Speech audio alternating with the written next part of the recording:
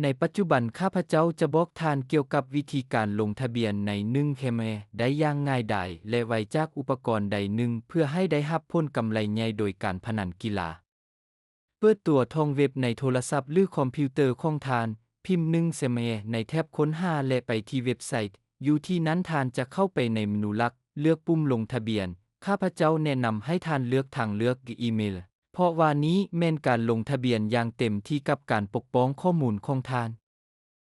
ในที่นี้ทานเลือกประเทศสกุลเงินภาคพื้นใส่ที่อยู่อีเมลของทานชื่อนามสกุลและเบอร์โทรศัพท์สำหรับการปกป้องสร้างรหัสผ่านที่เข้มแข็งและใส่รหัสโปรโมชั่น8โวลต์ซึ่งให้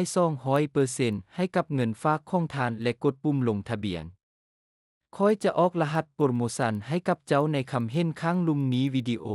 หลังจากนั้นตื้มเงินใส่บัญชีของทานด้วยวิธีที่ง่ายและได้รับ 200% ในเงินฝากครั้งทำอิฐของทาน